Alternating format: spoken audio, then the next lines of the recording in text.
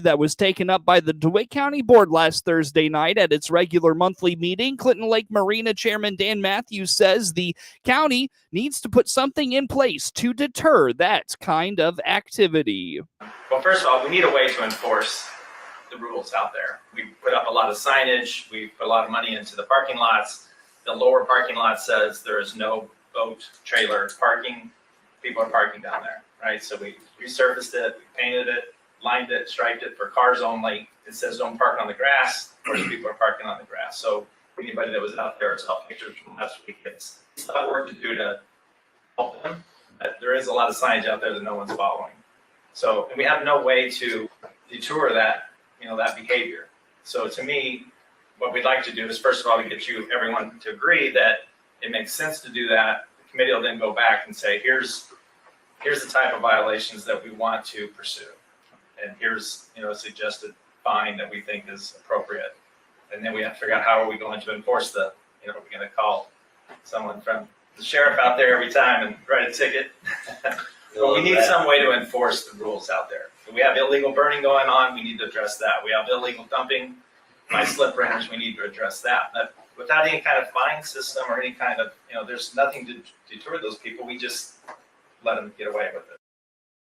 DeWitt County Sheriff Mike Walker suggested any violators be towed. He does not want to see his limited resources, particularly manpower that is continuously fluctuating in numbers, be the parking police of Clinton Lake.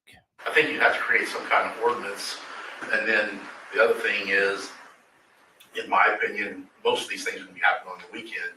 I have 2 deputies working on weekends, and I don't think the public would want us becoming the marina parking police to be called out there, 4 or 5 times. If we get into that situation, it's going to, my orders to the guys are going to be, doesn't matter who it is. If Joe has to park something there and we're driving through, he's getting a ticket.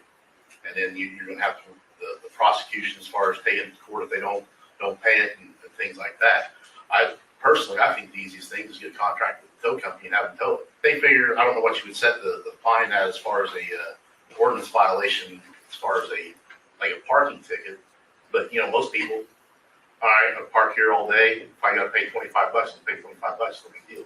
But you start sticking them with a $200 or $300 tow bill, word's going to get out, you're going to tow, and that's probably would stop it in a hurry, in my opinion.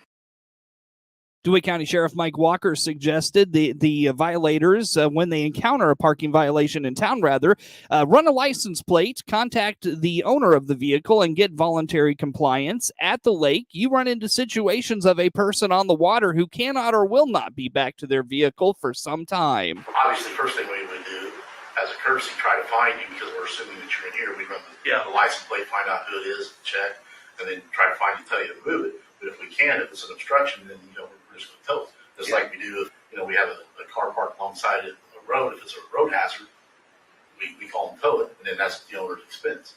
So the only issue you might have is if it's boat trailers and stuff like that. I don't know how tow companies handle that type of thing.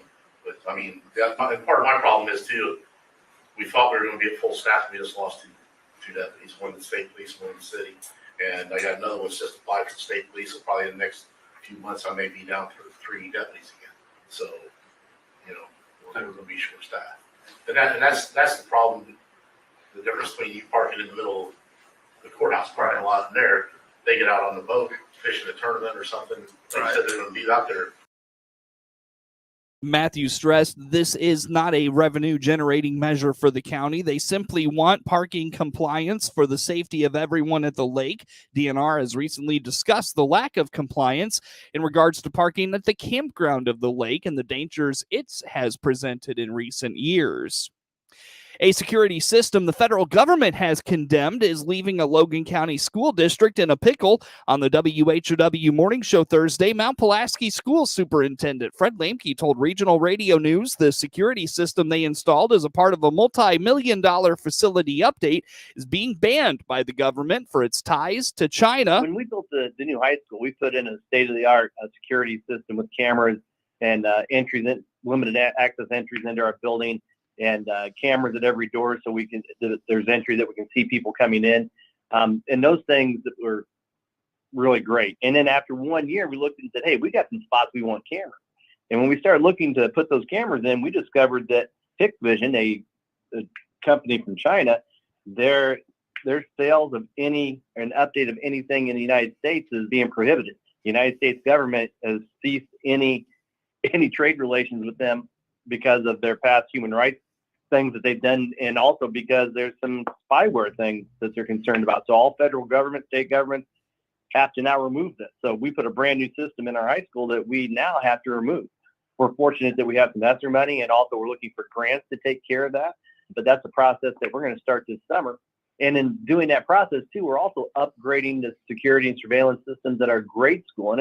And you're right, Seth, it's not that we ever take it lightly, but when something like that happens in Texas, it just really brings it to the forefront. You're like, we can't wait till tomorrow to make things stronger or better. We need to do it today. So this summer, we're going to be spending some money to put an upgraded surveillance system in our buildings too that's going to have limited access into the building and give us better eyes on our perimeter. So those are things that I think we just have to constantly stay on top of technology better and better. Despite the short notice, they hope to have everything swapped out by the end of the summer in time for school to start in the fall. Lamke notes they do have access to COVID dollars and are exploring grants to cover the costs of the system change. At this last board meeting, we just approved the putting the surveillance systems in both buildings. And the process pretty much comes down to that we could have maintained our current systems longer, but we couldn't have service on it and we couldn't replace them. So we didn't want to put ourselves in a spot that we had a system that was faulty and was unreliable. So we wanted to be proactive rather than reactive afterwards.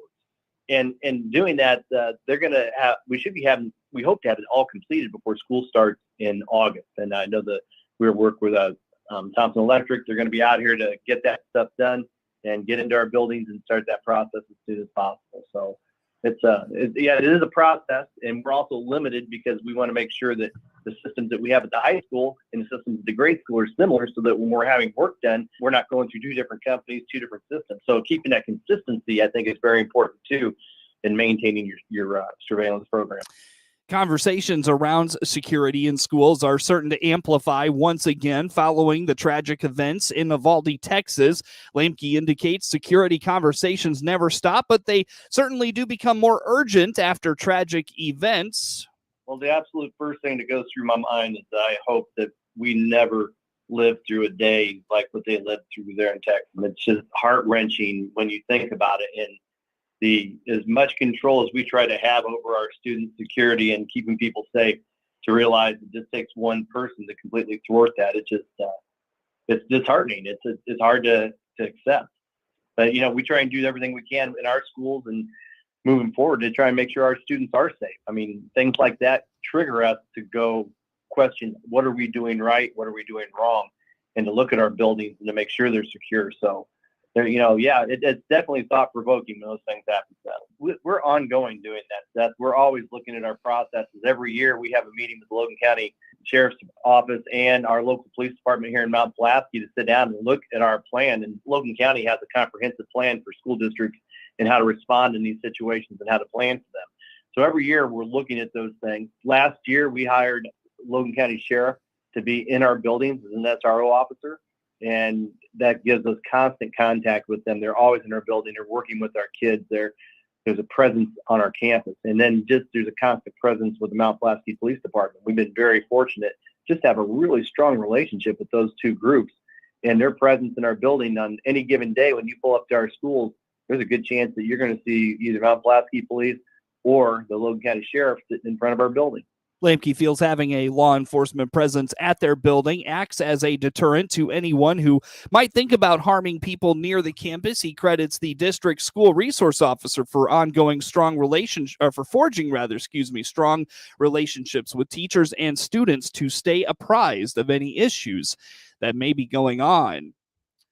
The Illinois Student Assistance Commission is highlighting big increases in college MAP grant funding that will help as many as 155,000 students. $601 million in grants will be made available in the new fiscal year that starts next month. ISAC spokesperson Lynn Baker says that means more students will be able to receive the valuable financial lifeline to college. What this increase has done is has allowed us to be able to serve virtually every eligible student, and has also allowed us to increase the amount of MAP grants for next year by about 30%. The grants will cover 42 to 55% of average tuition and fee costs, depending on where a student goes to school in Illinois. It is truly a way to improve equity and access for all of our students in Illinois, but particularly for our low-income students. The increase in MAP funding will also allow higher grant amounts. Visit isac.org to learn more about the program and how to apply. The news streams to Facebook and YouTube, brought to you by Peterson Insurance, your Pekin Insurance agent in Clinton. Get news anytime at DeWittDailyNews.com. Scott Baum here from Baum Chevrolet Buick in Clinton. Search our